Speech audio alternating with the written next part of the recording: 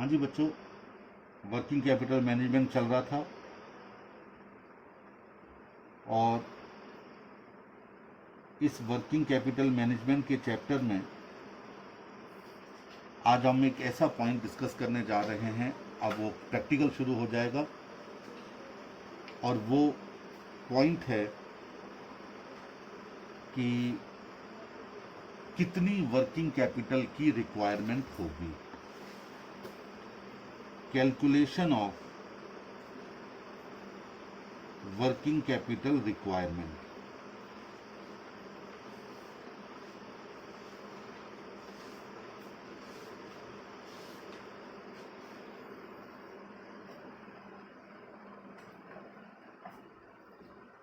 Working capital requirement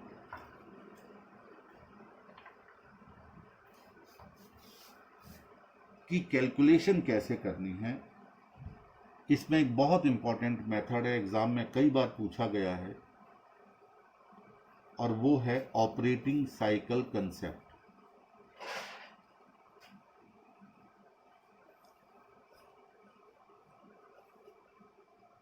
operating cycle concept दरअसल operating cycle एक ऐसा चक्र है जो कि रेफर करता है उस टाइम पीरियड को जो रॉ मटेरियल को एक्वायर करने से जो कैश गया वो फिनिश्ड गुड्स को सेल करके आने वाले कैश के बीच का समय होता है। एक सर्कल बनाते हैं, अपनी स्टडी निकाल लीजिएगा, स्टडी में होगा या मेरी नोट्स में भी शायद वो बना हुआ होगा। ऑपरेटिंग साइकिल करके होगा, एक चक्कर बना होगा, गोला बना होगा, सर्कल बना होगा।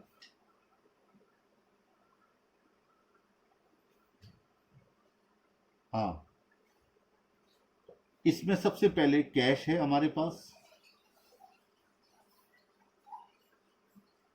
इस कैश को आपने बदला रॉ मटेरियल परचेज करने में और ये आ गया रॉ मटेरियल इन्वेंट्री, यानी रॉ मटेरियल का स्टॉक। ठीक है, ये बदल के गया वर्क इन प्रोग्रेस में। वर्क इन प्रोग्रेस बदला आगे चल करके फिनिश्ड गुड्स में। फिनिश्ड गुड्स आगे चल के बदला डेटर्स में, जब माल आपने उधार बेच दिया, और डेटर्स ने जब आपको कैश दिया तो वापस हम उस कैश पर पहुंच गए। ये ऑपरेटिंग साइकिल कहा जाता है, यानी कैश टू कैश। ये मैन्युफैक्चरिंग कंसर्न के लिए है। जहां तक ट्रेडिंग कंसर्न का सवाल है वहां पर ये सब नहीं होता। वहां कैश से सीधे इन्वेंट्री में आते हैं और इन्वेंट्री से सीधे डेटर्स और डेटर्स से वापस कैश में, क्योंकि वहां पर माल बनता नहीं है बल्कि बना बनाया माल बिक जाता है। इस पूरे बिजनेस को, मैन्युफैक्चरिंग बिजनेस को, हम ऑपरेटिंग साइकिल के नाम से जानते हैं। इसका शॉर्ट फॉर्म अगर देखा जाए ऑपरेटिंग साइकिल क्या है, तो R plus W plus F plus D plus C, sorry minus C। आप कहेंगे सर ये क्या भला कर दिया आपने ऑपरेटिंग साइकिल में। ऑपरेटिंग साइकिल बराबर R का मतलब raw material storage period. R का मतलब रॉ मटेरियल स्टोरेज पीरियड, यानी रॉ मटेरियल कितने दिनों तक हमारे गोडाउन में रहता है, उसे कहते हैं रॉ मटेरियल स्टोरेज पीरियड। ये आपको निकालना है सबसे पहले। इसके बाद W का मतलब है work in progress holding period. यानी कितने समय तक आपका माल बनता रहता है, तैयार होने में समय लेता है, जिसे work in progress holding period कहते हैं। एफ का मतलब है फिनिश्ड गुड्स स्टोरेज पीरियड।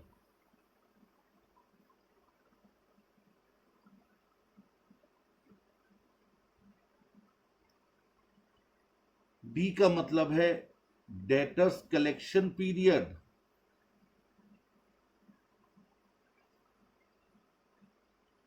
और सी का मतलब है क्रेडिटर्स पेमेंट पीरियड, जिसे आपने घटा दिया। कितने दिनों की आपको उधारी मिलती है, उतने दिन आपने घटा दिए, और जितने दिन आप लोगों को उधारी देते हो उतने दिन जोड़ दिए।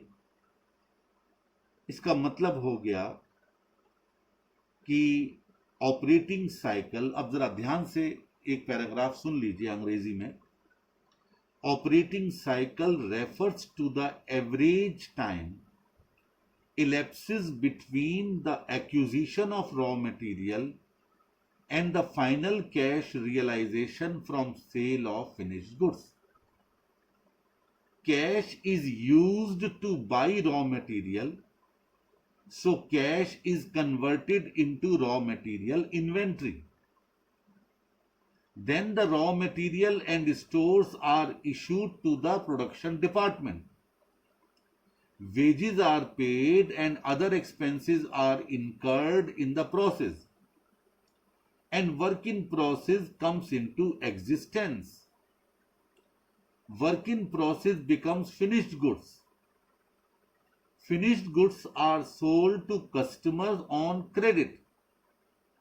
In the course of time, these customers pay cash for the goods purchased by them. So cash is retrieved and the cycle is completed.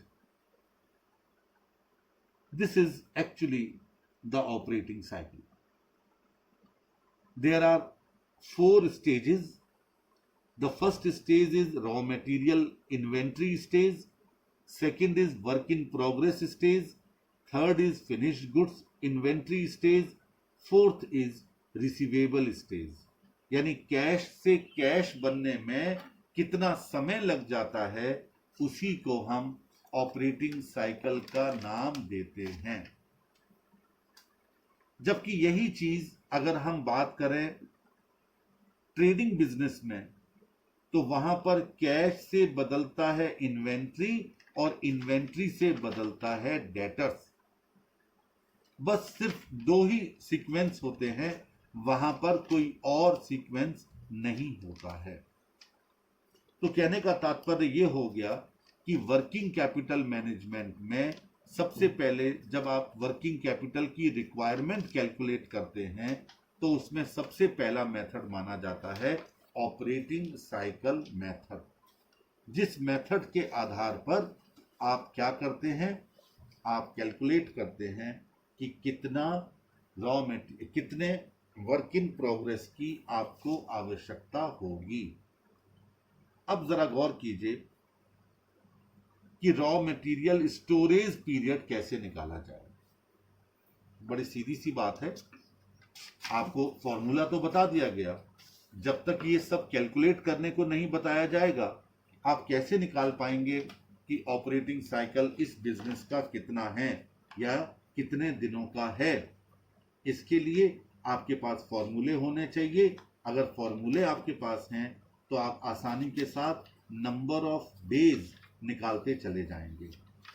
अब एक बात तो क्लियर है कि यहां पर आपको निकालना क्या है, आपको निकालना है ऑपरेटिंग साइकिल में नंबर ऑफ डेज। और नंबर ऑफ डेज कैसे निकाल देंगे, जरा मैं आपको बताता हूं कैसे। सबसे पहले रॉ मटेरियल स्टोरेज पीरियड,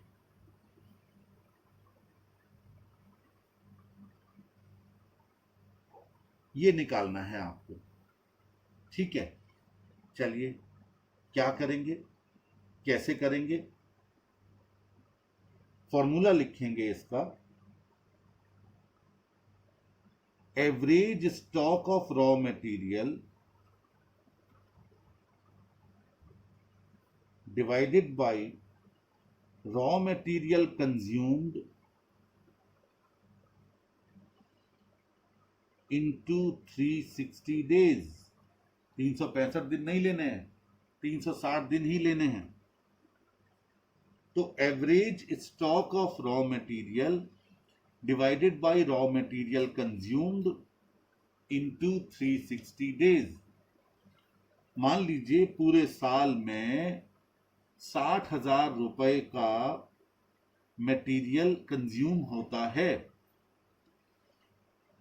और 5,000 रुपए का मटेरियल आपके pass on an average inventory बना रहता है। तो 5,000 डिवाइडेड बाय 60,000 इंटू 360 डेज। इसका मतलब रॉ मटेरियल 30 दिन का हमारे बिजनेस में बना रहता है। 30 दिन का ये रॉ मटेरियल स्टोरेज पीरियड आ गया। ऐसे ही work in progress conversion period,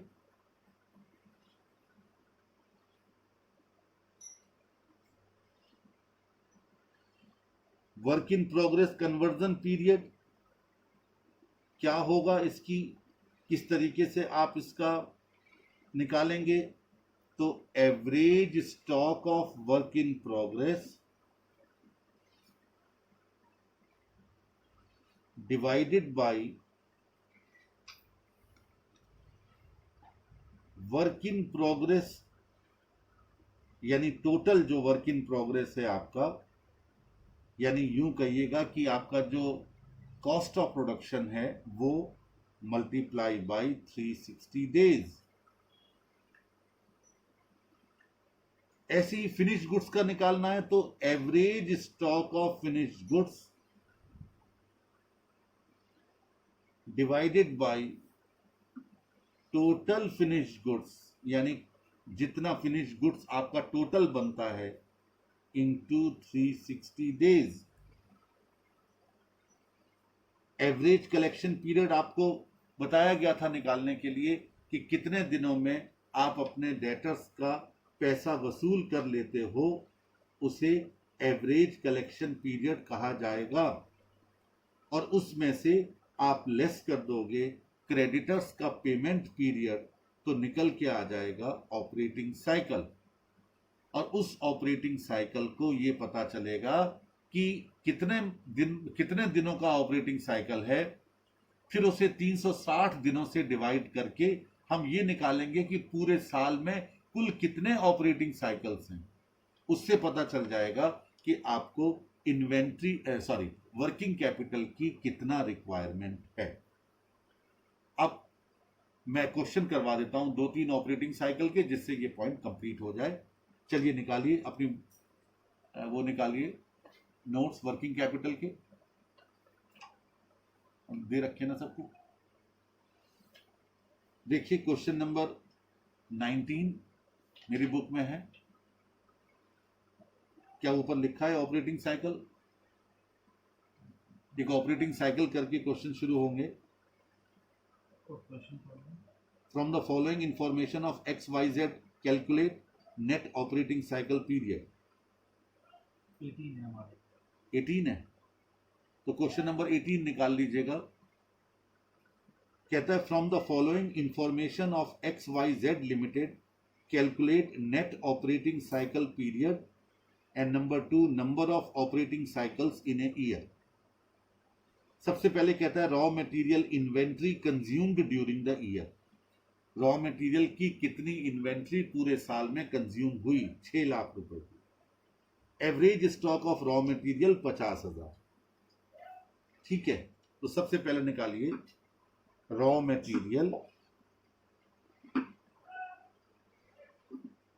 storage period.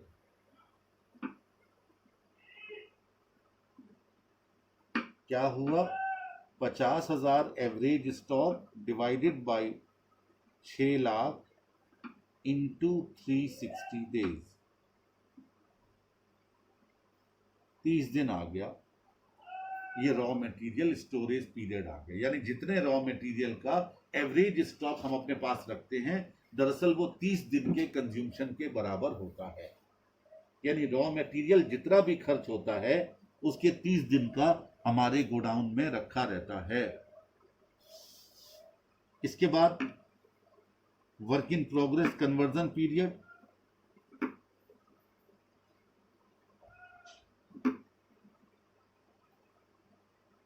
Average stock of work in progress कितना दिया गया है? 30,000। वर्क इन प्रोग्रेस की इन्वेंट्री कितनी है? 1 2 3 5 लाख इंटू 360 डेज कितना आ गया?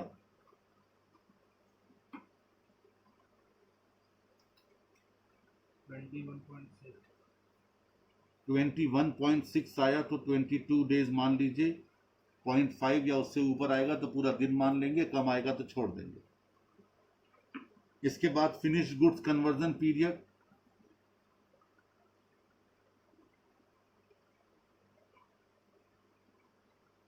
Average stock of finish goods कितना है जी? 40,000 और फिनिश गुड्स इन्वेंट्री है 8 लाख इंटू 360 डेज निकालिए।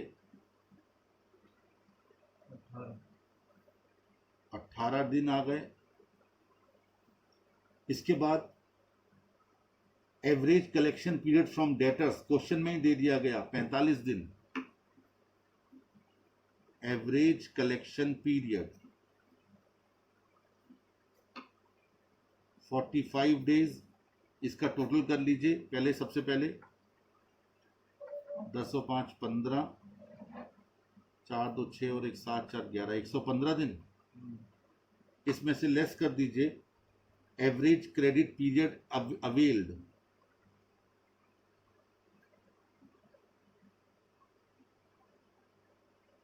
यानी क्रेडिटर्स हमें कितना पीरियड उधारी का देते हैं? 30 दिन। ये निकल के आ गया 85 डेज का ऑपरेटिंग साइकिल। यानी हमारा कैश दूसरे कैश में कन्वर्ट होने के लिए 85 दिन ले लेता है। अब एक साल में कितने ऑपरेटिंग साइकिल होंगे? लिखिए operating cycles in a year 360 divided by 85, 4.24 cycles in a year. Question में 360 डेज कहा गया था, आपकी चॉइस है, अपनी स्टडी में चेक कर लेना 360 माना गया है या 365, उसी हिसाब से फिर हम आगे अपने क्वेश्चंस को सॉल्व करेंगे। चलिए एक और क्वेश्चन करते हैं इसी पर बेस्ड। कहता है XYZ limited has obtained the following data. मिल गया 20 क्वेश्चन। तो 19 किसका था? मिसिंग है, वही गड़बड़ हो गया। चलिए खैर, क्वेश्चन नंबर 20 है XYZ limited has obtained the following data concerning the average working capital cycle for other companies in the same industry.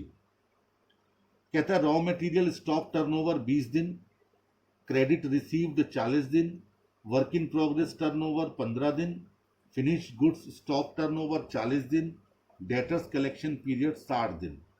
तो 60 और 40 100 और 20 120 और 15 135 में से 40 चले गए।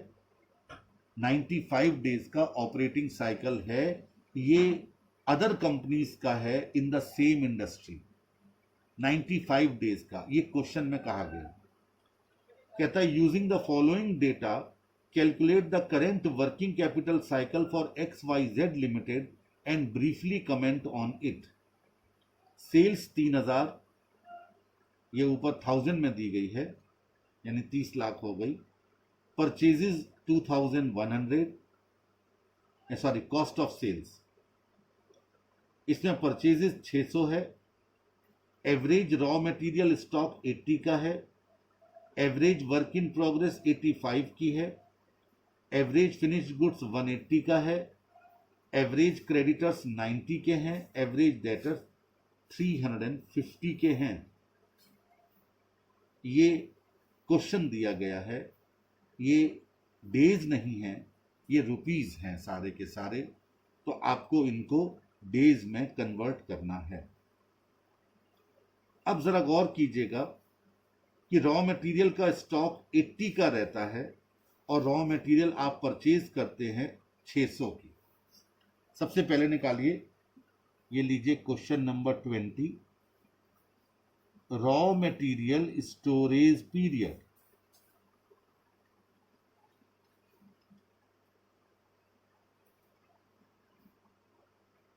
ठीक है, तो ये था 80,000, ऊपर डाल सकते हैं रुपीज इन 1000,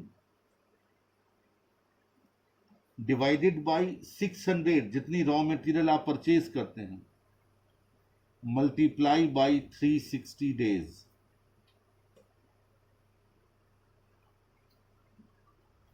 $48 डेज आ गए। इसके बाद आइए work in progress conversion period.